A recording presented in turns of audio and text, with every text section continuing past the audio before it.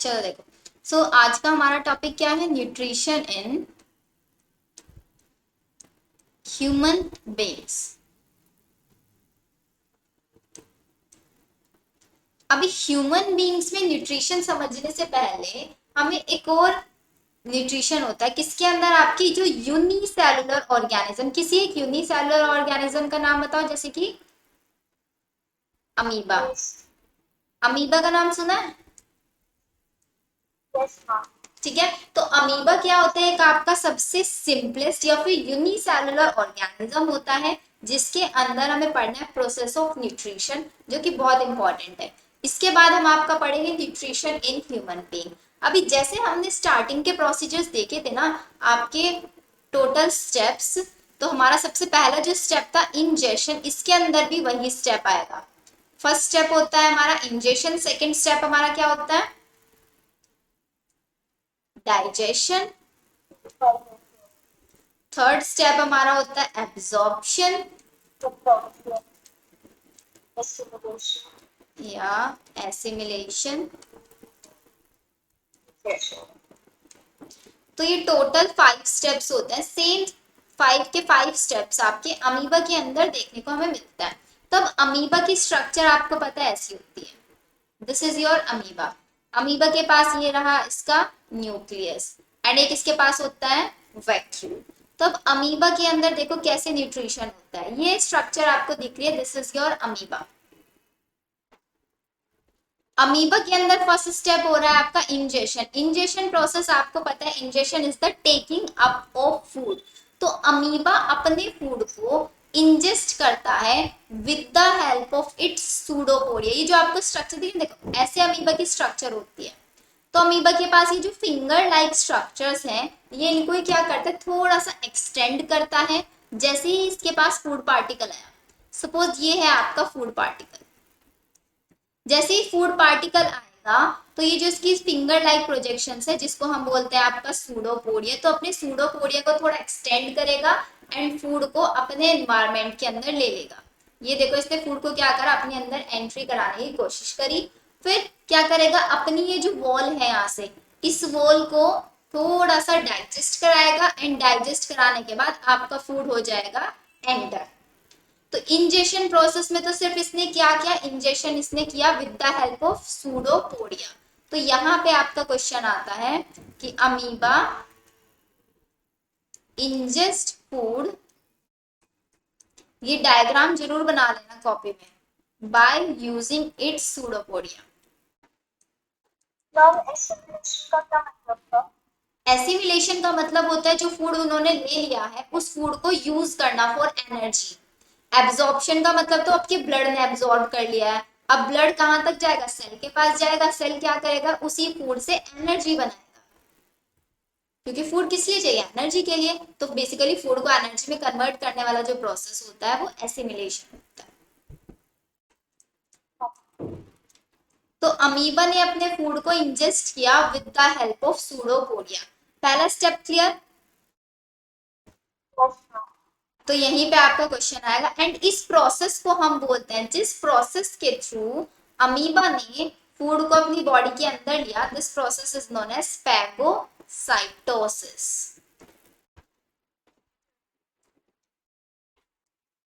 This process is known as phagocytosis, by which amoeba take its food with the help of pseudopodia. And ये pseudopodia finger like projections होते हैं। ठीक है,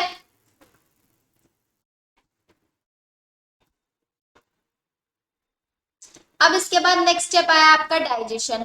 digestion आपको पता है क्या होता है, डाइजेशन इज द प्रोसेस जिसके अंदर सिंपलेस्ट फूड को आप, सॉरी, कॉम्प्लेक्स फूड को सिंपलेस्ट फूड में कन्वर्ट करते हो।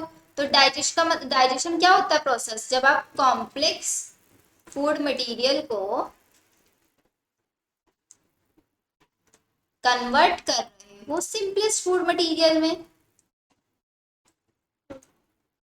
This process is known as digestion. तो सेम आपका यहाँ पे अमीबा भी करेगा। अमीबा क्या करेगा, अपने फूड को डाइजेस्ट करेगा। वो भी कैसे, इसके अंदर ये प्रेजेंट होते हैं कुछ फूड वैक्यूल्स। तो amoeba digest it's food with the help of food vacuole, and इसी फूड वैक्यूल के पास प्रेजेंट होते हैं आपके डाइजेस्टिव एंजाइम्स। के अंदर क्या प्रेजेंट होते हैं? डाइजेस्टिव एंजाइम्स प्रेजेंट होते हैं, जिन एंजाइम्स की हेल्प से ये अपने फूड का डाइजेशन कराता है। तो अगर मैं आपसे पूछती हूँ कि फूड का डाइजेशन कहाँ पे होता है, आपके फूड वैक्यूल के अंदर होता है, क्योंकि इसी के पास डाइजेस्टिव एंजाइम्स होते हैं। फिर नेक्स्ट प्रोसेस आता है आपका एब्जॉर्प्शन। अब फूड को एब्जॉर्ब कैसे करेगा? जो फूड है आपका डाइजेस्टेड फूड आपके फूड वैक्यूल के अंदर प्रेजेंट है। अभी ये जो आपके यहाँ पे सपोज करें फूड वैक्यूल्स हैं, इन फूड वैक्यूल्स के अंदर जो आपका फूड प्रेजेंट है वो कहाँ जाएगा? Is absorb directly into the cytoplasm. जैसे कि ये आपका फूड वैक्यूल, इसके बाहर है साइटोप्लाज्म, यहाँ पे ये रहा फूड। तो धीरे धीरे क्या होगा? ये फूड आपका साइटोप्लाज्म के अंदर मिक्सअप होने लग जाएगा। इसी प्रोसेस को बोलेंगे हम एब्जॉर्प्शन। क्योंकि ह्यूमंस के अंदर अगर हम बात करते हैं एब्जॉर्प्शन की, तो हम ये बोलते हैं कि जो डाइजेस्टेड फूड है वो आपका ब्लड के अंदर एब्जॉर्ब हो जा रहा है। तो इसके पास इसका ब्लड के किस फॉर्म में है? साइटोप्लाज्म ही है इसके पास, क्योंकि एक यूनिसेल है, ये यूनिसेलुलर ऑर्गेनिज्म है। तो यहाँ पे फूड एब्जॉर्ब किया जा रहा है by the cytoplasm of amoeba. वो भी किस प्रोसेस के थ्रू? डिफ्यूजन प्रोसेस के थ्रू। डिफ्यूजन प्रोसेस के थ्रू, ऑस्मोसिस के थ्रू नहीं होगा, बिकॉज ऑस्मोसिस में सिर्फ वो वाटर मॉलिक्यूल का होता है। ऑस्मोसिस सिर्फ वाटर मॉलिक्यूल का होता है, एंड ऑस्मोसिस के लिए एक और रिक्वायरमेंट होती है, वहां पे सेमी परमिएबल मेम्ब्रेन की रिक्वायरमेंट होती है। आपने देखा होगा ऑस्मोसिस सिर्फ सेमी परमिएबल मेम्ब्रेन के थ्रू होता है, लेकिन डिफ्यूजन को ऐसी किसी सेमी परमिएबल मेम्ब्रेन की जरूरत नहीं होती है। इसलिए यहाँ पे डिफ्यूजन के थ्रू आपका जो डाइजेस्टेड फूड है वो साइटोप्लाज्म तक पहुंच जाएगा, एंड ऐसे ही करके पूरे के पूरे अमीबा सेल के अंदर चला जाएगा। फिर उसके बाद क्या होगा? जो आपका फूड वैक्यूल था ये धीरे धीरे डिसअपियर हो जाएगा। जैसे ही फूड सारा का सारा किसने एब्जॉर्ब कर लिया? साइटोप्लाज्म ने। फूड वैक्यूल का काम फिनिश, तो वो हो गया आपका डिसअपियर। नेक्स्ट प्रोसेस आता है आपका एसिमिलेशन। तो जो एब्जॉर्ब्ड फूड है आपके अमीबा के अंदर, अब अमीबा क्या करेगा? उस एब्जॉर्ब फूड को एनर्जी, और उस एब्जॉर्ब फूड से एनर्जी ऑब्टेन करेगा। किस प्रोसेस के थ्रू? Through respiration. रेस्पिरेशन का मतलब होता है, respiration is the oxidation of food, food का ऑक्सीडेशन होना। ये प्रोसेस आप 11th क्लास में पढ़ोगे पूरा का पूरा डिटेल में कि रेस्पिरेशन क्या होता है। अभी आई थिंक हाँ, इसी चैप्टर में भी आप कुछ कुछ इसका बेसिक्स पढ़ोगे।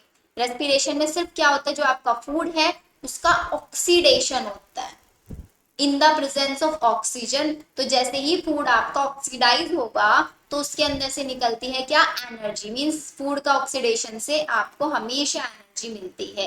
तो यहाँ पे भी सेम प्रोसेस होगा, आपका फूड ऑक्सीडाइज होगा by the process of respiration, and आपके अमीबा सेल को मिल जाएगी क्या? एनर्जी। फिर इसके बाद जो अनएब्जॉर्ब फूड रह जाएगा या फिर अनडाइजेस्टेड फूड, अनडाइजेस्टेड फूड आपका क्या हो जाएगा? इजेक्ट आउट हो जाएगा। सो अमीबा के पास कोई स्पेसिफिक ऑर्गन तो नहीं होता डाइजेशन प्रोसेस करने के लिए, तो ये क्या करता है? अपनी इन वॉल्स के थ्रू ही अपनी जो सेल मेम्ब्रेन है उसी को ही एक प्लेस, पर्टिकुलर प्लेस से रप्चर करेगा, एंड वहीं से अनडाइजेस्टेड फूड पास आउट कर देगा। तो ये प्रोसेस आपका देखा जाता है अमीबा के अंदर। स्टेप सारे सेम रहेंगे, सिर्फ डिफरेंस क्या है? सीडोपोडिया आपको याद रखना है। फूड किस प्रोसेस से अंदर लेता है? डिफ्यूजन प्रोसेस के थ्रू। एब्जॉर्प्शन होता है, एसिमिलेशन होता है और इजेशन होता है। ये स्टेप्स आपको यहाँ पे याद रखने हैं। याद रहेंगे? चलो, अब नेक्स्ट प्रोसेस आता है हमारा डाइजेशन इन ह्यूमन बीइंग्स। हाँ जी, ओके ओके ले लो।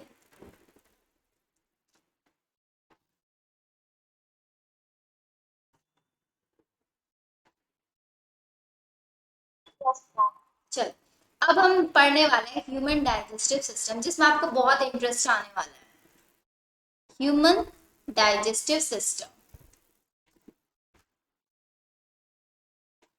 अब देखना इन सारी चीजों के ना आंसर आप खुद ही करते रहोगे। ह्यूमन डाइजेस्टिव सिस्टम मीन्स अब जो ये हमने पांचों के पांचों प्रोसेस पढ़े ना अमीबा के अंदर, तो वो सारे के सारे प्रोसेस हमें ह्यूमंस के अंदर पढ़ने हैं। ठीक है, अब ह्यूमन डाइजेस्टिव सिस्टम में सबसे पहली चीज, हमारा जो डाइजेस्टिव सिस्टम होता है वो डाइजेस्टिव सिस्टम बना होता है एलिमेंट्री कैनाल से। एलिमेंट्री कैनाल से। एलिमेंट्री कैनाल का साइज कितना होता है? नहीं पता, लेकिन उसको पहले से स्टार्ट होकर एक अच्छे एक होता है। साइज होता है 9 मीटर लॉन्ग ट्यूब। ठीक है, तो इसका स्टार्टिंग सबसे पहले ये स्टार्ट होता है माउथ से and end up to the anus. First one part है इसका माउथ। माउथ के बाद सेकेंड पार्ट आता है इसके अंदर ईसोफेगस। आज मैं आपको इस सारे के सारे पार्ट्स विजुअलाइज कराऊंगी। ईसोफेगस के बाद कौन सा पार्ट आएगा? स्टमक। फिर आएगा स्मॉल इंटेस्टाइन। फिर आएगा आपका large intestine and then anus. One by one करके हम सारे के सारे पार्ट्स पढ़ेंगे। इन पार्ट्स की स्ट्रक्चर कैसी होती है एंड ये पार्ट अपना कैसे रोल प्ले करता है फूड को डाइजेस्ट करने में। बिकॉज जो फूड हम खा रहे हैं ना, वो फूड से डायरेक्टली हमें एनर्जी नहीं मिल सकती है। हमें उस फूड को सिंपलेस्ट फूड में ब्रेक डाउन करना ही पड़ेगा, तभी हमें एनर्जी मिल पाएगी। हमारी बॉडी इतनी ज्यादा सफिशिएंट नहीं है कि कॉम्प्लेक्स फूड से ही एनर्जी को इनटेक कर ले। इसलिए यहाँ पे हमें पढ़ना पड़ता है पूरा डाइजेस्टिव सिस्टम। अब ये स्ट्रक्चर आपको विजिबल है ना क्लियरली? ये बताओ। स्ट्रक्चर में देखो ये जो पूरी लॉन्ग ट्यूब दिखाई हुई है यहाँ पे, ऐसे स्टार्टिंग से स्टार्ट हो रही है, यहाँ से लॉन्ग ट्यूब माउथ से स्टार्ट हो रही है। देखो यहाँ से बन गई लॉन्ग ट्यूब ईसोफेगस। ईसोफेगस से अटैच है देखो माउथ, सॉरी स्टमक। फिर स्टमक से ही बन रही है आपकी स्मॉल इंटेस्टाइन, ये जो बीच में है। फिर यहीं से ऐसे बन रही है आपकी large intestine and it end up to the anus. इसको मैं थोड़ा सा आपको रफली भी ड्रॉ करके दिखाती हूँ। सपोज ये यहाँ से माउथ से स्टार्ट हुई है ना? ये आ गई यहाँ पे आपका ईसोफेगस। फिर ईसोफेगस से ही यही कंटिन्यू हो रही है, वाइडेस्ट पार्ट बनता जा रहा है, ये बन गया आपका स्टमक। बन गया स्टमक। फिर स्टमक के अंदर ये यहाँ पे देखो ऐसे कोइल टाइप से है, ये रही आपकी कॉइल टाइप। ये बन गई स्मॉल इंटेस्टाइन एंड फिर यही आपकी बन जाएगी ऐसे लार्ज इंटेस्टाइन।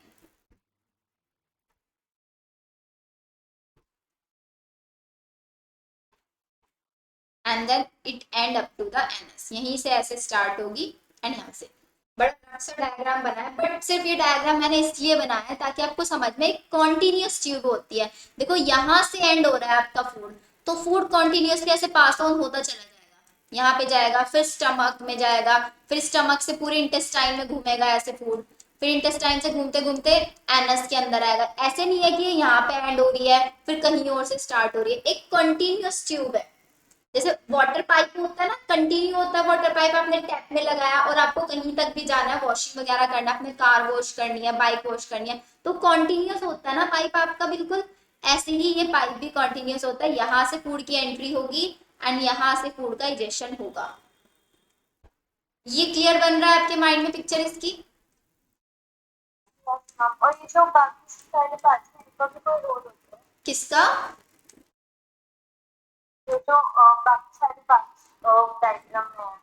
हाँ हाँ, ये सारे के सारे रोल्स, इनका भी अलग अलग रोल प्ले है, वो सब समझाऊंगी मैं आपको। अभी सिर्फ थोड़ा सा आपको ये समझ में आया कि पूरी की पूरी 9 मीटर लॉन्ग ट्यूब हमने क्यों बोला, क्योंकि पार्ट्स तो अलग अलग है, क्योंकि कॉन्टिन्यूस ट्यूब होती है, इसलिए हम इसको पूरी को बोलते हैं एलिमेंट्री कैनाल। अब स्टार्टिंग से हमें पढ़ना है। देखो यहाँ से हम स्टार्ट करेंगे माउथ से। चलो माउथ से अब हम स्टार्ट करें। सपोज आपने फूड खाया कोई भी, एक सेकेंड मैं ना आपको पहले स्ट्रक्चर दिखाती हूँ उसका। पढ़ते हैं माउथ, आपको अच्छे से समझ में आएगा। अभी अगर मैं माउथ की बात कर रही हूँ तो माउथ के अंदर हमारे कौन कौन से पार्ट्स प्रेजेंट होते हैं?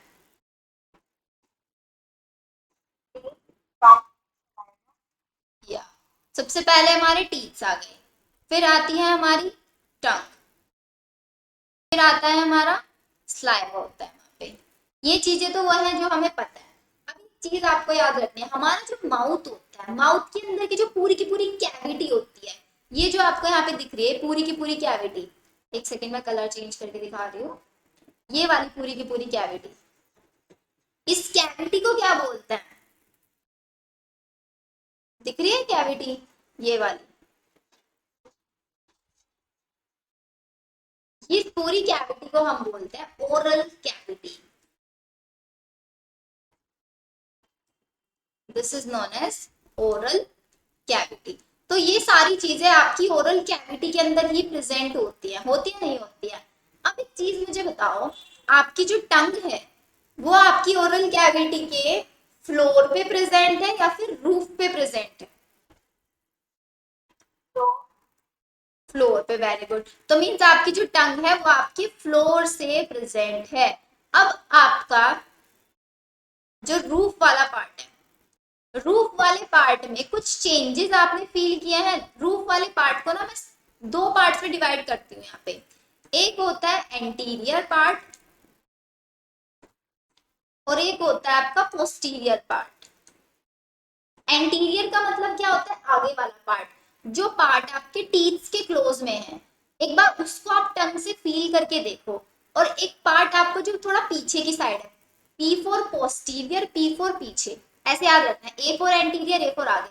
जो जिस टीथ से अटैच वाला पार्ट है वो कुछ कुछ रफ फील होता है, नहीं होता है? और जैसे जैसे आप थोड़ा पोस्टीरियर साइड में जाते हो वो वाला रूफ वाला पार्ट थोड़ा स्मूथ होता है ना? ऐसा क्यों होता है? उसका रीजन ये होता है क्योंकि जो टीथ्स के यहाँ पे बिल्कुल क्लोज वाला पार्ट है ना, ये इस यहाँ पे कुछ मसल्स प्रेजेंट होती हैं जिनको हम बोलते हैं र्यूगी। ये मसल्स पता है क्यों प्रेजेंट होती हैं? ताकि जो फूड आपके माउथ के अंदर है वो फूड आपके माउथ से इजीली स्लिप ना हो पाए। इसीलिए आपके जो रूफ का एंटीरियर वाला पार्ट है उसको थोड़ा रफ बनाया गया है। वो रफ है इसी वजह से क्योंकि उसके पास मसल्स प्रेजेंट होती है जिनको हम बोलते हैं र्यूगी। पोस्टीरियर पार्ट में ऐसा कुछ प्रेजेंट नहीं होता है इसलिए वो आपका सॉफ्ट होता है। ओरल कैविटी का रूफ वाला पार्ट है ना, हम उसको बोलते हैं पैलेट।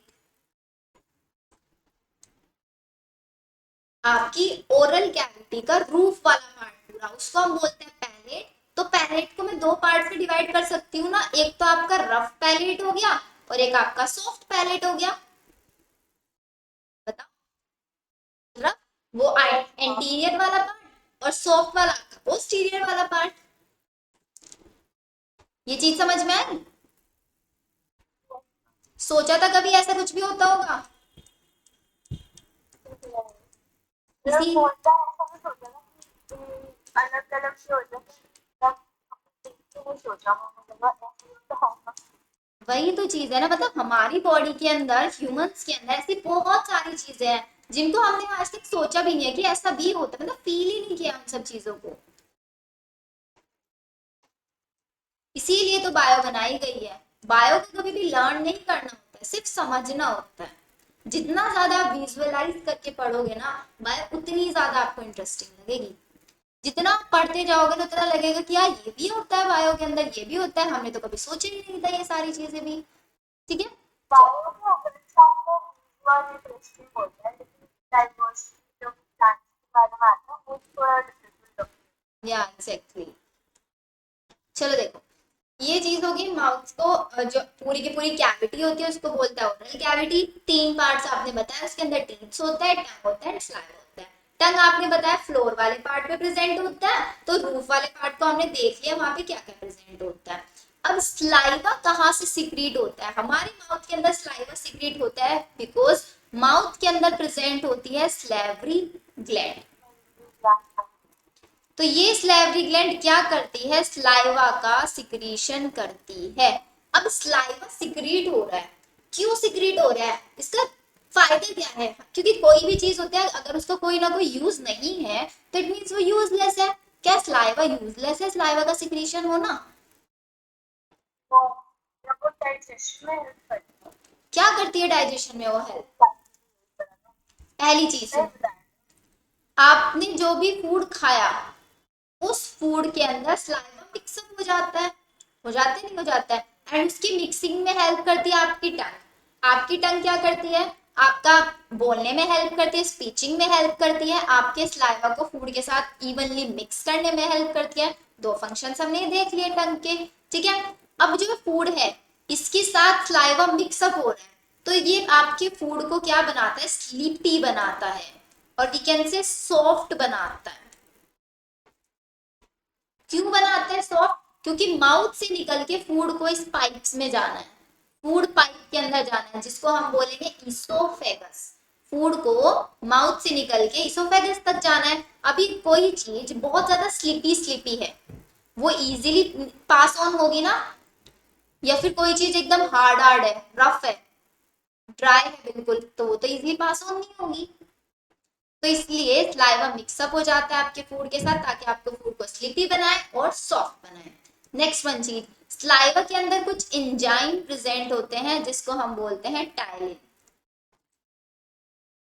स्लाइवा के अंदर प्रेजेंट होता है टाइलिन एंजाइम, या फिर स्लाइवरी अमाइलेज भी हम इसको बोलते हैं।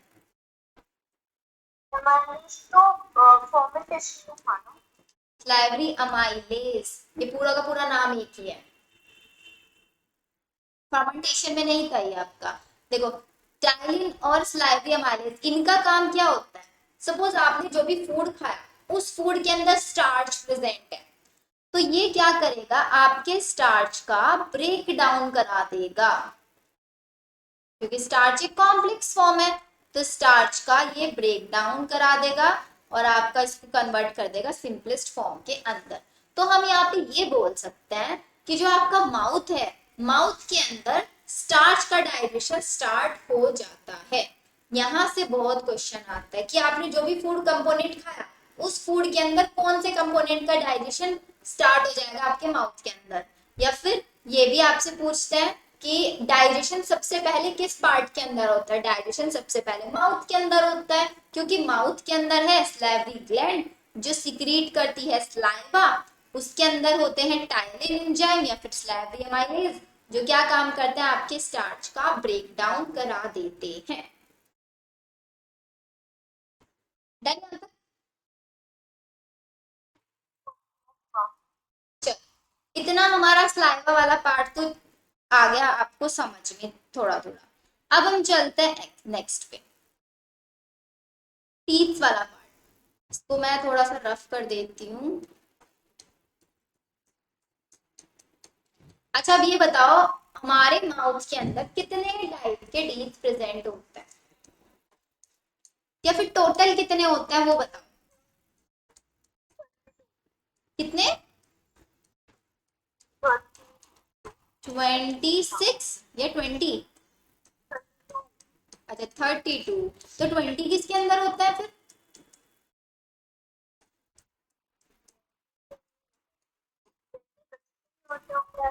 यार 20 छोटे छोटे बच्चों के अंदर होते हैं।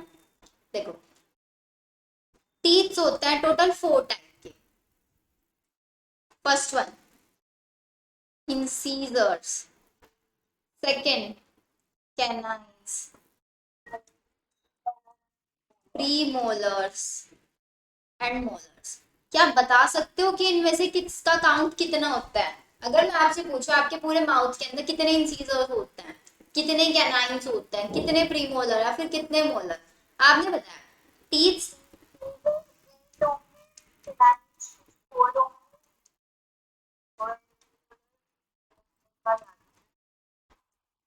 देखो इसको ना अभी एक सेकेंड में आपको लर्न हो जाएगा एक फॉर्मूले से।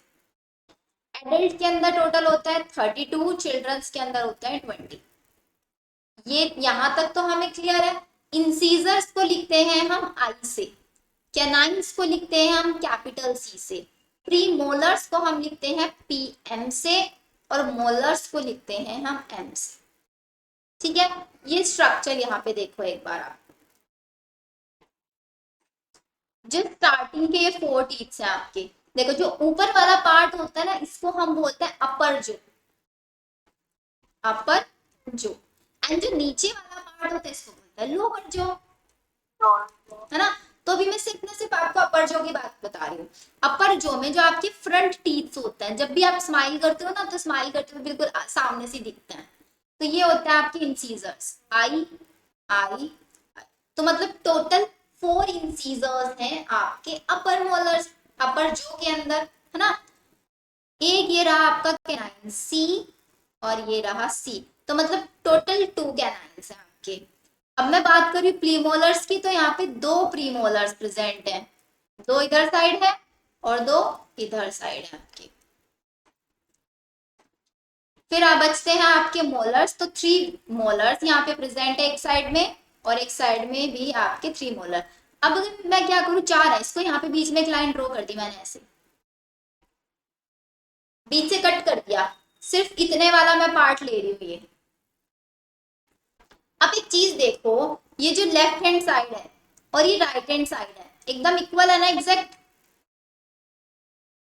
इस लाइन के इधर साइड देखो, 2 इंसीजर्स इधर हैं, 2 इंसीजर्स इधर है, एक कैनाइन इधर, एक कैनाइन इधर है, 2 premolars, 2 premolars, 3 molars, 3 molars, equal है ना। अब इसी को याद रखो, 2 1 2 3, 2 1 2 3 इंटू 2 इज इक्वल्स टू 32। ये फॉर्मूला सुना है कभी? इसको बोलते हैं हम डेंटल फॉर्मूला।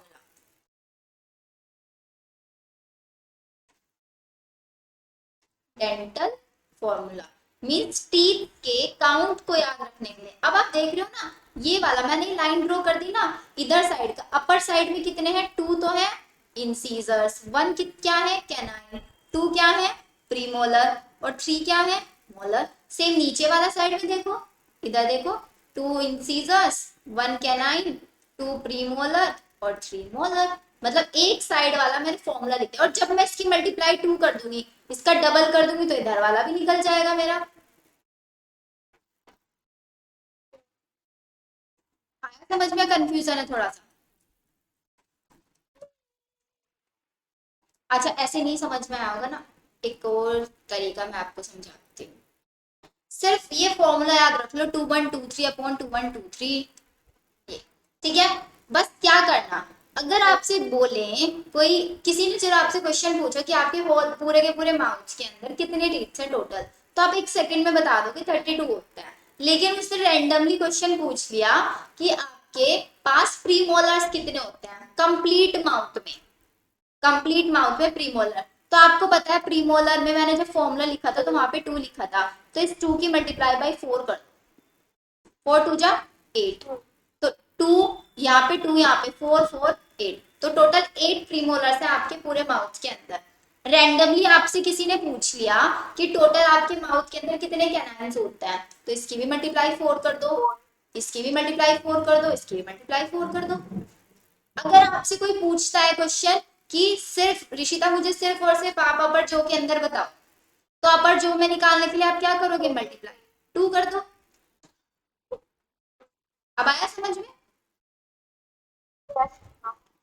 अब ये वाला तो हमारा टॉपिक क्लियर हो गया कि एडल्ट्स के अंदर 32 होते हैं, 32 में से हमें ये भी पता चल गया कि कितने इंसीजर्स कितने कैनाइन, वो हमारा आइडिया क्लियर। लेकिन बच्चों के अंदर 20 टीथ्स होते हैं, तो कौन से टीथ्स उनके अंदर नहीं होते, कौन से टीथ्स नहीं होते बच्चों के अंदर, उसका भी फॉर्मूला है, उसको भी देखते हैं चलो। मोलर और प्रीमोलर आते हैं ना, मतलब बाकी जो छोटे बच्चों के अंदर ना मोलर्स नहीं होते, बाकी सारे होते हैं। 2120 डिवाइडेड बाय 2120 इंटू 2, और टोटल कितने होते हैं इनके अंदर 20। ये बन गया हमारा फॉर्मूला, एज इट इज रहेगा, बस मोलर्स नहीं होते बच्चों के अंदर। टोटल 12 मोलर्स, 12 यहाँ से माइनस हो गए, बच गए 20। जो एडल्ट्स के अंदर टीथ होते हैं हम उनको बोलते हैं परमानेंट टीथ। अगर आपके टीथ अभी आप जिस एज में हो, अगर आपका कोई भी एक टीथ टूट गया ड्यू टू एन एक्सीडेंट, तो क्या वापस आएगा? नहीं आएगा ना। लेकिन बच्चों के अंदर होते हैं कौन से टीथ? Milk teeth. उनकी लाइफ स्पैन अभी एक बार और बची हुई है। मीन्स हमारी लाइफ स्पैन में तो जो टीथ है उनकी दो बार आ सकते हैं। एक बार आएंगे आपकी मिल्क टीथ, फिर मिल्क टीथ आपके टूटेंगे तो उसके बाद आपके पास परमानेंट टीथ आएंगे। परमानेंट टीथ में आपको तो ब्रश करना ही करना पड़ेगा। छोटे बच्चों को बोलते हैं ना कि आप ब्रश नहीं कर रहे तो कोई बात नहीं ना, उनके वैसे भी ये टीथ झड़ने हैं, दूसरे वाले आने ही है। लेकिन आपको तो अपने टीथ का ध्यान रखना पड़ेगा ना। अभी आपके पास तो कोई ऑप्शन बचा नहीं है, छोटे बच्चों के पास तो ऑप्शन है, इसलिए वो इतनी सारी चॉकलेट टॉफी खाते रहते हैं मजे से। अगर ये चीज हमें छोटे, जब हम छोटे थे हमें तब पता होती तो हम भी मजे से टॉफी चॉकलेट खाते। तब ये सोचते कि यार अभी तो हमारे मिल्क टीथ है, परमानेंट टीथ हमारे आने हैं। बट ये हमें बड़े होके पता चलती है जब हमारे सारे चांसेस निकल जाते हैं। बताओ, आ गया वो चीज समझ में? ये यहाँ पे देखो डायग्राम मैंने बनाया हुआ है आपका। ये टंग है जो कि किससे अटैच्ड है? आपके फ्लोर से अटैच है। और रूफ वाला पार्ट देखो, आगे वाला पार्ट ये लिखा हुआ है हार्ड पैलेट, एंड पोस्टीरियर वाला पार्ट है आपका सॉफ्ट पैलेट। ये रहे आपके यहाँ पे टीथ, और ये रहे आपके यहाँ पे लिप्स, ये पूरा का पूरा पार्ट। समझ में? तो हमारा इंजेक्शन वाला प्रोसेस मींस आपने फूड लिया, माउथ के अंदर रखा, माउथ में आपके जो टीथ हैं इंसीजर्स, कैनाइन, प्रीमोलर, मोलर। अच्छा, अगर मैं सिर्फ आई लिखूंगी तो समझ जाओगे ना आई फोर क्या है, पीएम फोर क्या है और एम फोर क्या है। अब जो ये आपके स्टार्टिंग के टू वाले टीथ्स हैं इनका काम क्या होता है? सिर्फ आपके फूड को कट करने का काम होता है। इनका काम होता है फूड की कटिंग करना। एंड बाद के जो है आपके टीथ है इनका काम होता है आपके फूड की ग्राइंडिंग करना। स्टार्टिंग के इंसीजर्स कैनाइंस का काम होता है फूड की कटिंग करना, एंड आपके प्रीमोलर एंड मोलर का काम होता है फूड की ग्राइंडिंग करना। एंड टंग आपका हेल्प करती है फूड को स्लाइवा के साथ अच्छे से मिक्सअप करने में, बिकॉज स्लाइवा एक वाटरी लिक्विड होता है। एंड आपका अगर फूड वेटी फॉर्म में है तो वो इजीली आपका पास ऑन हो सकता है, आप उसको स्वेलो इजीली कर सकते हो फूड को। इसलिए जरूरी होता है स्लाइवरी ग्लैंड आपके माउथ में स्लाइवा का सिक्रीशन करे। ठीक है, चलो अब फिर से मैं आपको और चीज समझाती हूँ।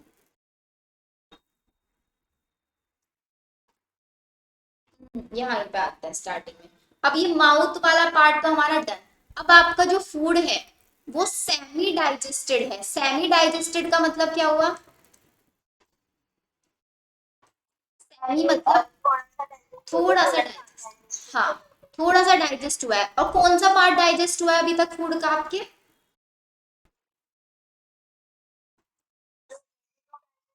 स्टार्च वाला पार्ट डाइजेस्ट हो चुका है ना आपके माउथ में फूड का। ठीक है, अब वो फूड पास ऑन होके कहाँ पे आएगा? आपके ईसोफेगस के अंदर आएगा। तो अब फूड आ गया ईसोफेगस के अंदर।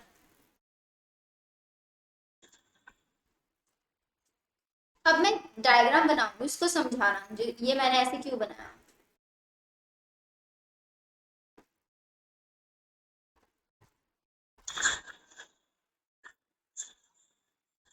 ये जो आपका फूड पार्टिकल है जिस साइड में प्रेजेंट होगा, मतलब ईसोफेगस क्या है? ट्यूब है, तो उसमें जहां पे फूड आएगा वो वहां से आपकी जो ईसोफेगस वो एक्सपेंड हो जाएगी ना यहाँ पे। और जब फूड नीचे की साइड आएगा तो फिर से एक्सपेंड हो जाएगी। तो मतलब ईसोफेगस के अंदर एक प्रोसेस चलता रहता है, कॉन्ट्रैक्शन एंड एक्सपेंशन। तो जब भी एक्सपेंशन, कॉन्ट्रैक्शन एंड एक्सपेंशन ये प्रोसेस आपका इसोफेगस के अंदर चलेगा जैसे ही फूड आपका यहाँ पे पास ऑन होगा। एंड इसी प्रोसेस को हम बोलते हैं द कॉन्ट्रैक्शन एंड एक्सपेंशन। मत लिखो, रिलैक्सेशन लिख लो, वो इजी रहेगा। Contraction and Relaxation of esophagus is known as peristalsis.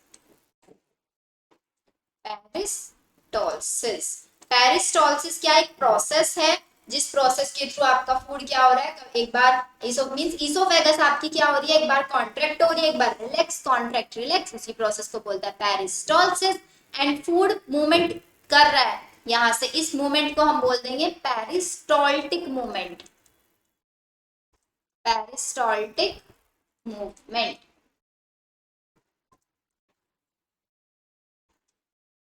ये चीज समझ में आया। अब एक मेरा क्वेश्चन आपसे ये है, कभी सुना है डाइनिंग टेबल पे जब बैठे होते हैं सब डिनर कर रहे हैं तो आप बात मतलब खाना खाते खाते बात करते हो, तो मम्मा बोलती है कि ना बेटा खाना खाते टाइम में बात नहीं करनी चाहिए, ऐसा क्यों बोलता है?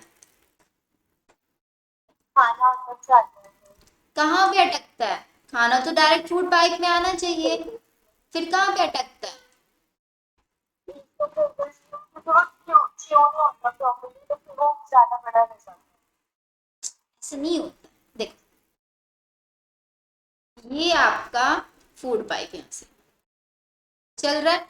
अब आप एक चीज सोचो, यहां से आपका ये माउथ की ओपनिंग है ना, ये आपके लिप्स है, माउथ की ओपनिंग, माउथ से ही आप क्या लेते हो, ऑक्सीजन लेते हो, कार्बन डाइऑक्साइड बाहर निकाल देते हो। जब आपको कोल्ड हो जाता है माउथ का ही तो यूज करते हो उस टाइम पे, तो यहाँ से आपका फूड भी आ रहा है और आपकी ऑक्सीजन भी आ रही है, तो आपकी ऑक्सीजन इसोफेगस में नहीं जाएगी क्या? हाँ जी। कहाँ पे जाना चाहिए उसको? तो विंड पाइप में जाना चाहिए, क्योंकि हमारी बॉडी के अंदर फूड के लिए एक अलग पाइप है और विंड के लिए अलग पाइप है। तो इसका मतलब जो है आपके माउथ से स्टार्ट हो रहा है ना, ये आगे जाके दो पार्ट्स में, इसकी ओपनिंग दो पार्ट्स में ऐसे डिवाइड हो जा रही है। ये एक साइड वाला तो आपका बन जाएगा इसोफेगस एंड इधर वाला बन जाएगा आपका फेरिंग्स, इसको बोलते हैं विंड पाइप। तो जब आप फूड है आपके माउथ में तो फूड तो जाएगा डायरेक्टली यहाँ पे। अब आप जब बोल रहे हैं, बोलते टाइम क्या होता है, आपका ऑक्सीजन का भी आपके माउथ के अंदर चले जाते हैं, गैसेस भी आपके माउथ के अंदर जा रही है, तो अगर गैस आएगी तो उसको तो इधर जाना चाहिए, लेकिन आप खाना खाते खाते बोल रहे हैं, तो इसका मतलब फूड के कुछ पार्टिकल अगर आपके माउथ के अंदर चले जाते हैं, सॉरी विंड पाइप के अंदर चले जाते हैं, तो उस टाइम पे आपको खाना खाते खाते खांसी होती है, क्योंकि विंड पाइप के अंदर अगर फूड का कोई भी पार्टिकल, छोटा सा भी पार्टिकल जाएगा, सपोज आपने क्या करा, खाना खाते बोल रहा है, आपका फूड पार्टिकल यहाँ पे आके अटक गया, तो ऑक्सीजन तो आगे नहीं जा पाएगी। इसी वजह से बहुत सारे लोगों की इसी वजह से डेथ भी हो जाती है, क्योंकि फूड पार्टिकल अटक गया है, फिर उसके लिए ऑपरेशंस करने पड़ते हैं, बहुत सारी टेक्निक्स लगानी पड़ती है उस फूड पार्टिकल को निकालने के लिए वहां से। इसलिए सजेस्ट किया जाता है कि कभी भी खाना खाते हुए नहीं बोलना चाहिए। अब इस चीज को, ऐसे तो है नहीं कि इतना कॉम्प्लिकेटेड सिस्टम है, ये इसको ऐसे ही बना दिया है, तो इस चीज से बचने के लिए कि ये आपका जो फूड पाइप है और विंड पाइप है ये अपना काम अलग अलग करें, इसके ऊपर एक कैप लगा दी गई है। ये कैप क्या होती है ना, जैसे एक ये पाइप है एक ये पाइप, तो ऐसे कैप ना ओपन क्लोज होती रहती है ये ऑल टाइम। तो इसके अंदर सिर्फ और सिर्फ इसलिए ऑक्सीजन, इस कैप लाइक स्ट्रक्चर को हम क्या बोलते हैं, आपका एपिग्लोटिस। आपके विंड पाइप के ऊपर एक कैप लगा दी गई है, जिस कैप से क्या होता है ना कि इससे फूड पार्टिकल नहीं जा पाता है विंड पाइप के अंदर, लेकिन अगर आप बोल भी रहे हैं तो ये एपिग्लोटिस कंफ्यूज हो जाएगा कि ऑक्सीजन भी आ रही है फूड भी आ रहा है, तो इस वजह से गलती से कभी कभी फूड पार्टिकल चला जाता है इसके अंदर। ठीक है, तो एक होता है क्या, नहीं एपिग्लोटिस इतनी इजीली डैमेज नहीं होता है, क्योंकि कैप लाइक स्ट्रक्चर होती है, ओपन क्लोज होती रहती है। अगर आप चाहें ना इसका यूट्यूब पे डालना एनिमेशन ऑफ एपिग्लोटिस, ठीक है, तो आपको वहां पे दिख जाएगा, यूट्यूब पे डालना एनिमेशन ऑफ पेरिस्टोलिसिस, तो आपको पेरिस्टोलिसिस दिखेगा कि कैसे फूड जा रहा है, कैसे आपकी इसोफेगस मूव कर रही है। ये सारी चीजें ना विजुअलाइज करना यूट्यूब से, इसीलिए तो यूट्यूब होती है, सिर्फ सॉन्ग सुनने के लिए नहीं होती है यूट्यूब। चलो, ये वाला पार्ट हमारा क्लियर हुआ ना बिल्कुल। चलो, अब हमारा फूड कहाँ पे आ गया, इसोफेगस से निकल के आ गया है स्टमक में। देखो, ट्राई तो किया मैंने थोड़ा अच्छे से स्ट्रक्चर बनाने का। लेट मी सी, मैंने आपका स्टमक की स्ट्रक्चर भी यहाँ पे मेंशन की थी।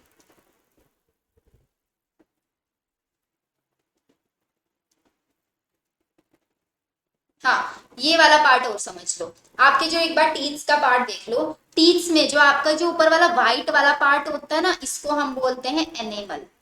यहाँ से क्वेश्चन आ जाता है आपका कि जो एनेमल होता है ये किसका बना होता है, ये आपका बना होता है कैल्शियम फोस्फेट का। एंड एक चीज, अच्छा एक क्वेश्चन है मेरा आपसे, आपके टीथ्स ज्यादा स्ट्रॉन्ग होता है या आपकी बोन्स ज्यादा स्ट्रॉन्ग होती है? बताओ, टीथ्स ज्यादा स्ट्रॉन्ग होते हैं बोन्स? टीथ ज्यादा स्ट्रॉन्ग होते हैं, बिकॉज टीथ का जो ये एनिमल वाला पार्ट है सबसे हार्डेस्ट मटेरियल होता है आपकी बॉडी के अंदर। एंड ये टीथ का एनिमल वाला पार्ट आपका बना होता है कैल्शियम फोस्फेट से। ये पूरी की पूरी स्ट्रक्चर आप क्लास 11th में पढ़ोगे डिटेल में। एनिमल वाला पार्ट किस चीज से बना होता है, फिर ये डेंटाइन वाला पार्ट क्या काम करता है, पल्प कैविटी, गिंजीवा, रूट कैनाल, ये सब डिटेल में पढ़ोगे। अभी सिर्फ आपका कहाँ पे आता है, कैल्शियम फोस्फेट के अंदर आता है। अच्छा एक चीज और, कभी कभी आपने फील किया आपके टीथ में सेंसिटिविटी, तो वो सेंसिटिविटी क्यों होती है? आपको सोचना चाहिए ना कि जो टीथ है मेरे, वो टीथ तो इतने हार्ड है, फिर मुझे, मैं आइसक्रीम खाती हूँ तो मुझे एकदम सेंसिटिविटी क्यों फील होती है? वो इसलिए, हाँ, क्योंकि यहाँ पे नर्व्स हैं आपकी, इस वजह से आपको सेंसिटिविटी फील होती है। अब हार्डेस्ट कवरिंग सबसे क्या है, क्वेश्चन ये आएगा आपका कि जो आपके टूथ्स की सबसे हार्डेस्ट आउटर कवरिंग है उसको हम क्या बोलते हैं, उसको हम बोलते हैं इनेमल, जो कि आपका बना होता है कैल्शियम फोस्फेट का। और ये आपका बोन्स से भी ज्यादा क्या होता है, स्ट्रॉन्ग होता है। इनेमल के जस्ट नीचे की साइड में प्रेजेंट होता है डेंटाइन। तो डेंटाइन को आप लिखेंगे part of tooth below enamel, enamel के नीचे की साइड जो प्रेजेंट है ये। एंड इनेमल बिल्कुल इतना स्ट्रॉन्ग होता है जितना स्ट्रॉन्ग आपकी बोन्स।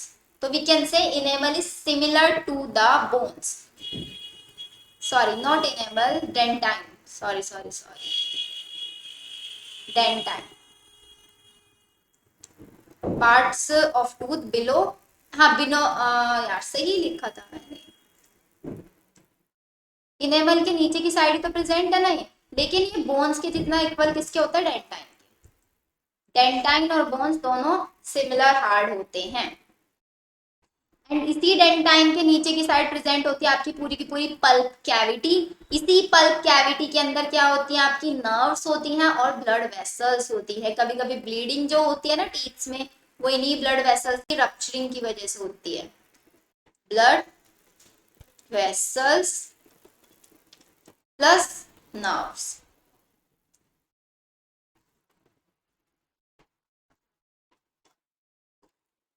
आया समझ में? फिर इसके बाद एक कंडीशन होती है dental caries.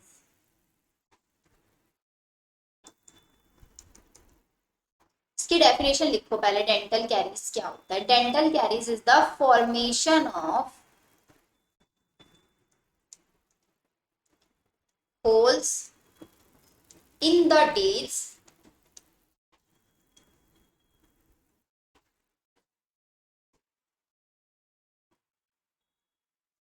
due to the action of acid forming bacteria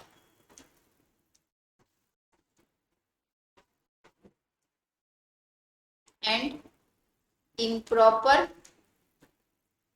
dental caries।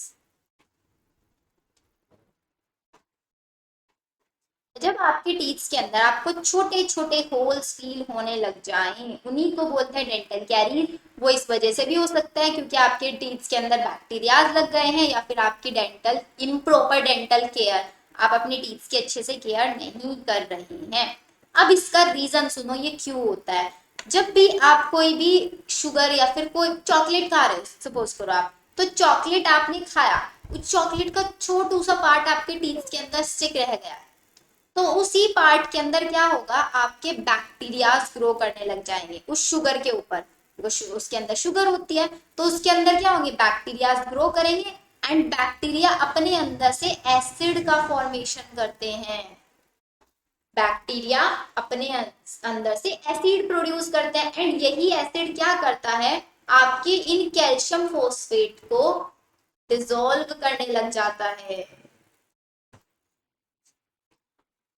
Bacterias बने, बैक्टीरियाज एसिड का फॉर्मेशन करेंगे, और आपको पता है एसिड को कहीं भी लगता है तो एसिड कितना डेंजरस होता है, तो एसिड आपके टीथ को खराब कर देता है। आपके टीथ जो कैल्शियम फोस्फेट के बने हैं, उस कैल्शियम फोस्फेट को ये डिसॉल्व करने लग जाता है, एंड धीरे धीरे आपका ये इनेमल वाला पार्ट।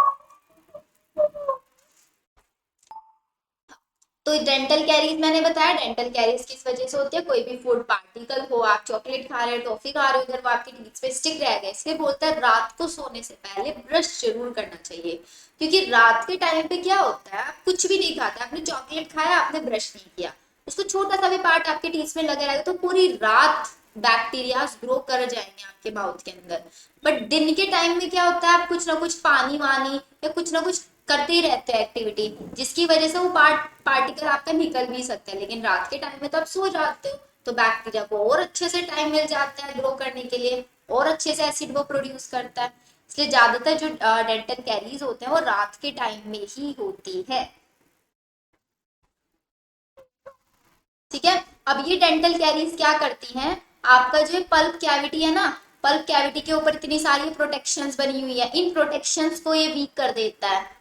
जैसे ही आपका इनेमल वीक होगा, आप कुछ भी खाएंगे डायरेक्टली आपको यहाँ पे फील होगा पल्प कैविटी के अंदर, आपको फील होगा तो आपको पेन फील होगा, आपको ब्लीडिंग होगी, क्योंकि आप कुछ भी खाएंगे आपके ब्लड वेसल्स पे लगेगा, और ब्लड वेसल्स आपकी डैमेज होंगी, एंड आपको टीथ में ब्लीडिंग होगी। बहुत सारे बच्चे होते हैं ना, ब्रश करते टाइम उनको ब्लीडिंग होती है। क्यों होती है ब्रश करते टाइम, क्योंकि वो ब्रश आपके टीथ इतने स्ट्रांग नहीं रहे हैं, वो आपकी डायरेक्टली पल्प कैविटी तक जा रहे हैं, और पल्प कैविटी की वजह से वो ब्लड वेसल्स को डैमेज कर रहे हैं, जहां से ब्लीडिंग हो रही है। ठीक है,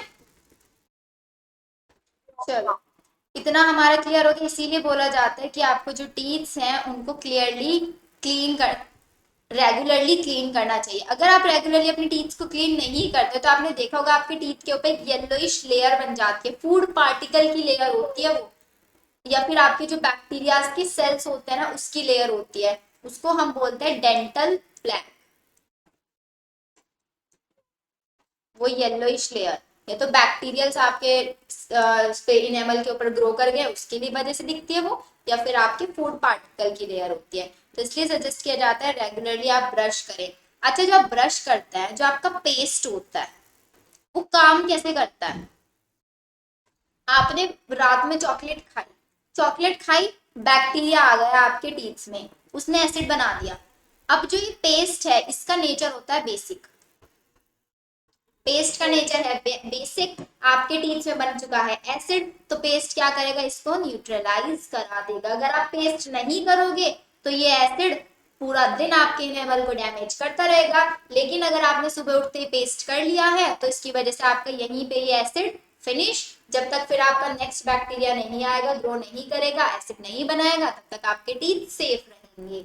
इसलिए पेस्ट करोगे, हमेशा पेस्ट करने का मतलब ये समझो कि मैं अपने टीथ्स में जो बना एसिड बना हुआ है अगर उसको न्यूट्रलाइज कर रही हूँ, उस एसिड को फिनिश करना चाह रही हूँ, क्योंकि मेरा पेस्ट है बेसिक नेचर का और मेरे टीथ्स के अंदर बन चुका है एसिड, मुझे उसको न्यूट्रलाइज करना है। आया समझ में। चलो इतना आ गया समझ में। अब हम चलते हैं स्टमक वाला पार्ट, मैंने डायग्राम बनाया था आपका, एक सेकेंड में देख लेती हूँ। स्टमक नहीं, स्ट्रक्चर नहीं है, हम ऐसे ही समझते हैं।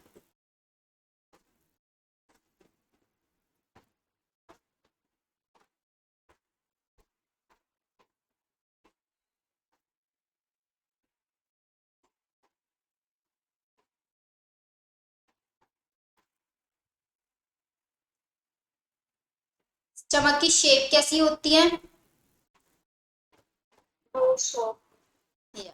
स्टमक एक जे शेप्ड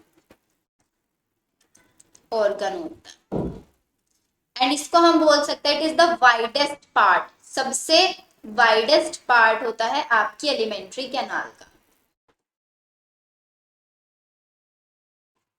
ऑफ एलिमेंट्री कैनाल। अब इसको ध्यान से समझ लें, आपके बहुत सारे ना जनरल जो क्वेश्चंस है ना उसके आंसर यहाँ से मिलेंगे। जो ये आपका स्टमक है, स्टमक के यहाँ पे वॉल्स में अंदर की साइड कुछ ग्लैंड प्रेजेंट होते हैं जिसको हम बोलते हैं गैस्ट्रिक ग्लैंड।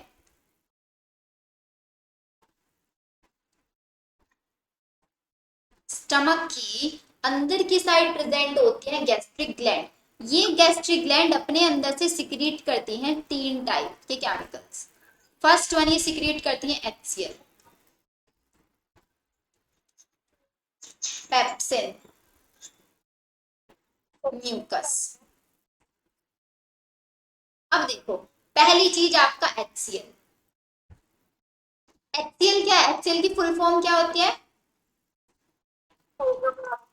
Hydrochloric acid. मतलब ये क्या है? एक एसिड है। तो इसका मतलब आपका जो स्टमक है ना वो एसिड सिक्रीट कर रहा है। अब ये एसिड सिक्रीशन क्यों चाहिए? क्योंकि आपका जो स्टमक है इसके अंदर सिक्रीट हो रहा है पेप्सिन, लेकिन ये पेप्सिन क्या होता है ना, डायरेक्टली सिक्रीट नहीं होता, ये पेप्सिनोजन की फॉर्म में होता है। पेप्सिनोजन मतलब ये एक इनएक्टिव फॉर्म है, inactive form of enzyme. Enzyme की ये इनएक्टिव फॉर्म है। जैसे ही HCl सिक्रीट होगा, ये पेप्सिनोजन HCl की प्रेजेंस में कन्वर्ट हो जाएगा पेप्सिन के अंदर। और ये पेप्सिन का काम क्या होता है? आपने जो भी फूड कंपोनेंट खाया उसके अंदर जितना प्रोटीन था उस प्रोटीन को ये डाइजेस्ट कराने में हेल्प करता है। तो प्रोटीन का डाइजेशन कराएंगे आपके पेप्सिन, जो कि सिक्रीट होती है आपकी इन गैस्ट्रिक ग्लैंड्स के थ्रू। अब एक और काम होता है इस HCl का। आपने फूड खाया, सपोज आप स्ट्रीट फूड खा रहे हो, आपका आज मन कर गया मुझे ना आज स्ट्रीट फूड ही खाना है, स्ट्रीट में जो बर्गर्स वगैरह वाले मोमोज वाले खड़े रहते हैं वही खाना है। आपको क्या पता कि वो सेफ है या नहीं है? क्या पता उनके पास कितने टाइप के उस फूड के ऊपर जर्म्स हो सकता है ना बहुत सारे टाइप के जर्म्स। तो आपका तो मन कर गया खाने का, लेकिन आपका स्टमक उस चीज के लिए पहले से प्रिपेयर रहता है। जो भी आपने फूड खाया, अगर उस फूड के अंदर कोई भी जर्म्स है या फिर माइक्रो ऑर्गेनिज्म से कोई भी, उनको किल करने का काम करते हैं, क्योंकि कोई भी माइक्रो ऑर्गेनिज्म एसिडिक पीएच में नहीं रह पाता है। तो जैसे ही आपका फूड स्टमक में आएगा, स्टमक में मिलेगा एसिडिक कंपोनेंट, तो आपके जो सारे के सारे माइक्रो ऑर्गेनिज्म इनको एक कर देगा किल। तो फिर फूड पॉइजनिंग क्यों होती फूड पॉइजनिंग आपको हो जाती है जब आपकी स्टमक के अंदर प्रॉपर अमाउंट में HCl सिक्रीट नहीं हो पा रहा है। आपने इतना ज्यादा अनहेल्दी फूड खा लिया कि आपका जो स्टमक है उसको डाइजेस्ट नहीं कर पा रहा है इसलिए, क्योंकि आपके स्टमक भी तो एक कैपेबिलिटी है ना फूड को डाइजेस्ट करने की, फूड को अंदर उसके माइक्रो ऑर्गेनिजम्स को न्यूट्रलाइज करने की। है? ठीक है, तो आपका ऐसे तो आप बोल सकते हो कि मैम एसिडिटी क्यों होती है फिर हमें? अच्छा, एसिडिटी, जब वो एक्सेस हो जाता हाँ, है। जब एसिड जो होता है ना वो आपका एक्सेस अमाउंट में सिक्रीट होने लग जाता है तो आपको एसिडिटी होती है। क्योंकि एसिडिटी जनरली तब होती है जब आप रेगुलर मीन्स एक फिक्स टाइम पे अपना लंच डिनर ब्रेकफास्ट नहीं करते हो, या फिर आपको काफी टाइम हो गया खाना नहीं खाया, आप स्किप किए जा रहे हो, तो स्किप करने से भी एसिडिटी होती है, क्योंकि फूड तो आप ले नहीं रहे हो जिसको वो न्यूट्रलाइज करे एसिड, एसिड तो सिक्रीट होगा ही होगा। अब ये थोड़ी ना कि आपने ब्रेकफास्ट किया उसके बाद एसिड सिक्रीट होगा, आपने ब्रेकफास्ट नहीं किया तो एसिड सिक्रीट नहीं होगा। एसिड तो अपने टाइम पे सिक्रीट होगा, वो तो होता ही रहेगा। ठीक है, तो एसिड आपका काम करता है, पहली चीज तो ये जो ये इनएक्टिव एंजाइम्स है इनको एक्टिवेट करता है। सेकंड, जो भी आपके जर्म्स वगैरह माइक्रो ऑर्गेनिज्म के फूड के साथ एंटर हुए हैं उनको किल करने का ये काम करता है। आगे समझ में? और ये आपका पेप्सिन का काम क्या है? प्रोटीन का डाइजेशन करना। पेप्सिन का काम है प्रोटीन का डाइजेशन करना। अब बचा ये म्यूकस। म्यूकस का काम सोचो क्या हो सकता है?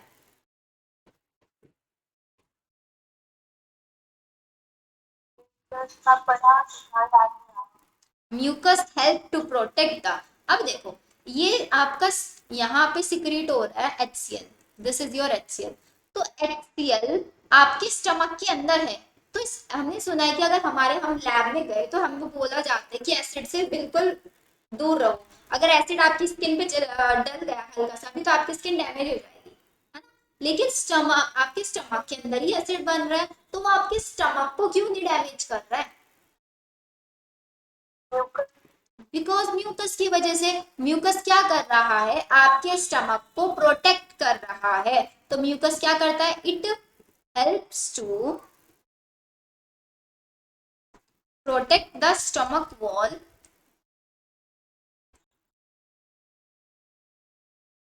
स्टमक वॉल को प्रोटेक्ट करता है from its own secretion of HCl, own secretion of HCl, जो खुद का ही HCl सिक्रीट कर रहा है उससे ये प्रोटेक्ट करेगा। अगर आपका म्यूकस सिक्रीट नहीं हुआ तो आपका जो HCl है, ये हाइड्रोक्लोरिक एसिड है, ये आपके स्टमक को की जो वॉल्स है उसको डैमेज करना स्टार्ट कर देगा। एंड उसी कंडीशन को हम बोलते हैं अल्सर्स। होता है ना, छोटे छोटे अल्सर्स बन गए स्टमक के अंदर, है ना। तो वो अल्सर्स इसी वजह से होता है जब प्रॉपर अमाउंट में म्यूकस सिक्रीट नहीं हो रहा है। आपके HCl ने आपके जो स्टमक की वॉल्स है उसके ऊपर अल्सर्स बना दिए हैं। ठीक है, चलो अब ये फूड यहाँ पे हो चुका है। फूड के अंदर जितना प्रोटीन था वो डाइजेस्ट हो चुका। फूड के अंदर आपका एसिड, जो माइक्रो ऑर्गेनिजम्स थे वो किल हो चुके हैं। अब फूड यहाँ से पास ऑन होके कहाँ पे जाएगा?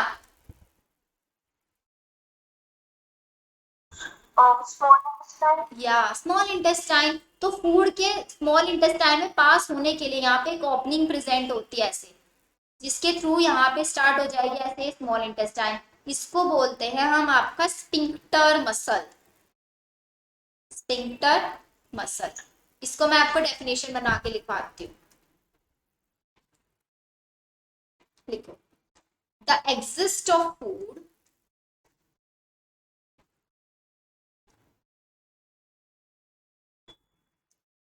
From stomach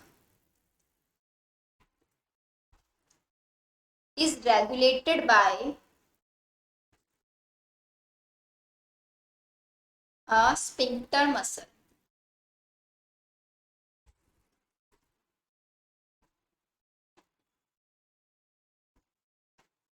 which releases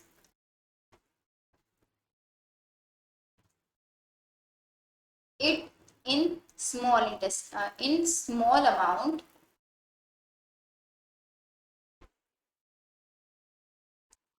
into small intestine। Small amount में ये फूड को पास ऑन करता जाता है स्मॉल इंटेस्टाइन के अंदर। तो अब आपका जो फूड है वो एंटर हो चुका है आपकी स्मॉल इंटेस्टाइन के अंदर। और स्मॉल इंटेस्टाइन आपकी पूरी एलिमेंट्री कैनाल का सबसे लार्जेस्ट पार्ट होता है। नाम सिर्फ स्मॉल है, छोटा पैकेट बड़े धमाका टाइप से है ये। नाम स्मॉल है, करेगा बड़े बड़े काम। लार्जेस्ट पार्ट है and it is the site of complete digestion.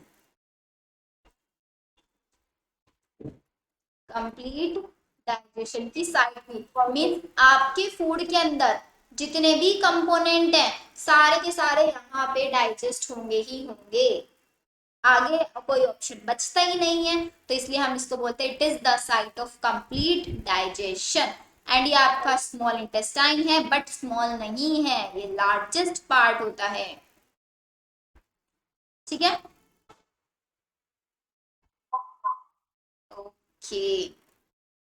But अगर मैं कंपेयर कर रही हूँ, सपोज एक काउ की स्मॉल इंटेस्टाइन और एक है आपका ह्यूमंस की स्मॉल इंटेस्टाइन, दोनों में अगर मैं डिफरेंस करूंगी ना तो काउ की स्मॉल इंटेस्टाइन इससे भी लॉन्गेस्ट होती है, इससे भी लॉन्गर होती है। क्योंकि काउस क्या खाती हैं? ग्रासेस खाती हैं। एंड ग्रासेस के अंदर होता है सेलुलोज। तो सेलुलोज को डाइजेशन करना और ज्यादा हार्मफुल होता है और ज्यादा डिफिकल्ट होता है। तो इसलिए काउस होते हैं, जितने भी रुमिनेंट एनिमल्स हैं, काउस, बुफेलोस, गोट वगैरह जितने भी ग्रासेस खाता है, इन सभी के अंदर स्मॉल इंटेस्टाइन का साइज बहुत ज्यादा होता है।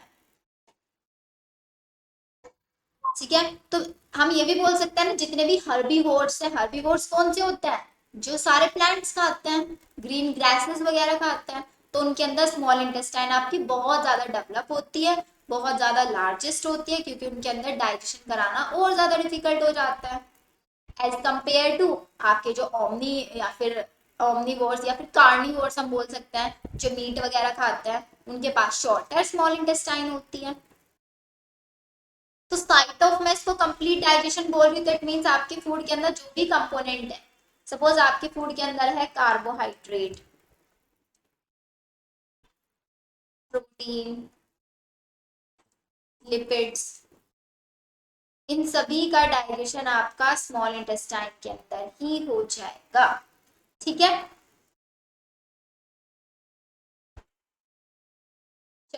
अब स्मॉल इंटेस्टाइन के बाद आते हैं हम आपका, आपने देखा था कि जो हम स्टार्टिंग में हमने डायग्राम देखा था, वहां पे आपको एक लीवर और एक पैनक्रियास, ये दो स्ट्रक्चर्स भी दिख रही थी, आपके माइंड में ये आया कि ये लीवर और पैनक्रियास क्या काम करता है। ठीक है। अब यहाँ पे याद रखना, लीवर सिक्रीट करता है अपने अंदर से बाइल, पैनक्रियास अपने अंदर से सिक्रीट करता है पैनक्रियाटिक जूस। एक टाइप के फ्लूइड्स होते हैं यहाँ के। लीवर ने सिक्रीट करा बाइल, ये बाइल का काम क्या होता है, लीवर की अगर मैं स्ट्रक्चर बनाऊं तो कुछ कुछ ऐसे ही दिखता है ना, और पैनक्रियास की स्ट्रक्चर ऐसे लीफ लाइक। अभी फिर से मैं स्ट्रक्चर दिखाऊंगी, वहां पे आपको समझ में आएगा। अब ये बाइल क्या करता है, आपके फैट का इमल्सिफिकेशन करता है, इमल्सिफिकेशन ऑफ फैट, मीन जो भी आप फैट खा रहे हैं, इतना ऑयली ऑयली जो फूड खा रहे हैं, उसका इमल्सिफिकेशन, इमल्सिफिकेशन का मतलब होता है फैट को, फैट ग्लोब्यूल्स में ब्रेक डाउन कर देना, छोटे छोटे पार्ट्स में ब्रेक डाउन कर देना, इसको बोलते हैं आपका इमल्सिफिकेशन ऑफ फैट। तो बाइल, लीवर सिक्रीट कर रहा है आपका बाइल, बाइल क्या होता है, एक ग्रीनिश येलो लिक्विड होता है, ग्रीनिश येलो लिक्विड। अब जो है हाँ बोलो।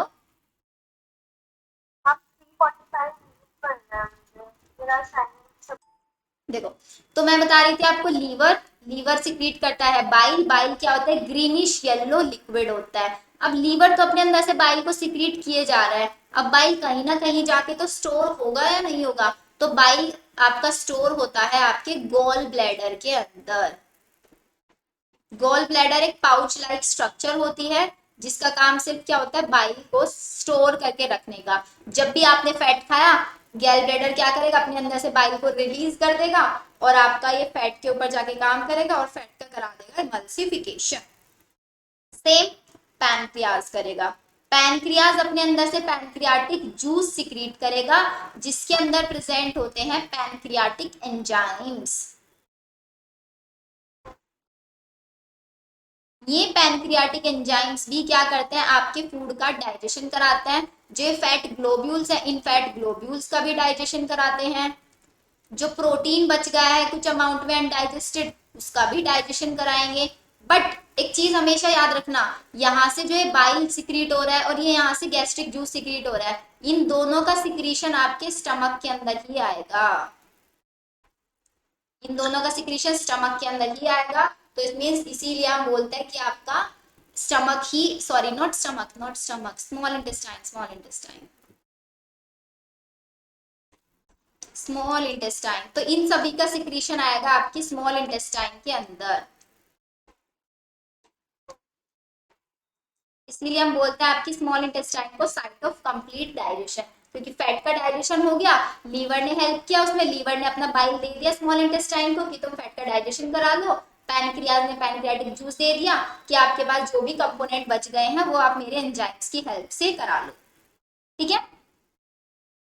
पैनक्रियाटिक जूस के अंदर होता है आपका ट्रिप्सिन और आपका लाइपेज, ये दोनों के दोनों काम करते हैं आपके फूड को डाइजेस्ट कराने में। ट्रिप्सिन डाइजेस्ट कराता है आपके प्रोटीन का, और ये लाइपेज कराता है इन फैट का, जो एक फैट ग्लोब्यूल्स बन गए हैं, इन इमल्सिफाइड फैट भी हम इसको बोल सकते हैं, इनका डाइजेशन ये कराएगा। अब एक और चीज, जो ये आपकी स्मॉल इंटेस्टाइन है, सपोज ये ऐसे स्मॉल इंटेस्टाइन थी, इस स्मॉल इंटेस्टाइन के अंदर भी कुछ ग्लैंड्स प्रेजेंट होती हैं, जैसे स्टमक के अंदर थी ना गैस्ट्रिक ग्लैंड, ऐसे ही इसके अंदर ग्लैंड्स प्रेजेंट होती है जिसको हम बोलते हैं इंटेस्टाइनल ग्लैंड, इंटेस्टाइनल ग्लैंड।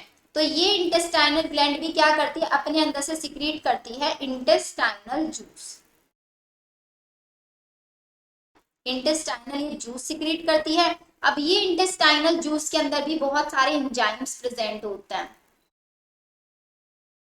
जो एंजाइम्स क्या करेंगे, आपके फूड के अंदर जो भी ग्लूकोज है, प्रोटीन है, अमाइनो एसिड्स हैं, उन सभी का ये करा देगा आपका डाइजेशन। तो इस मीन्स स्मॉल इंटेस्टाइन के पास देखो क्या क्या चीजें हैं, स्मॉल इंटेस्टाइन की वॉल्स पे है ग्लैंड जो सिक्रीट कर रही है इंटेस्टाइनल जूस, उसके अंदर बहुत सारे एंजाइम्स हैं जो सारे के सारे फूड कंपोनेंट का करा देंगे डाइजेशन। स्मॉल इंटेस्टाइन के अंदर ही आ रहा है लीवर से भी और पैनक्रियास से भी, ये सब भी आपका फूड को डाइजेस्ट करा रहे हैं। तो इट मीन्स हमारा फूड अब पूरा का पूरा हो चुका है डाइजेस्ट। अब फूड का होना है एब्जॉर्प्शन। तो फूड का एब्जॉर्प्शन कैसे होगा, स्मॉल इंटेस्टाइन के थ्रू ही होगा आपके फूड का एब्जॉर्प्शन। डाइजेशन के बाद जो आपके फूड मॉलिक्यूल्स हैं वो बहुत स्मॉल स्मॉल हो गए हैं, इट मींस अब वो फूड आपकी ब्लड कैपिलरीज के अंदर पास ऑन होने लग जाएंगे,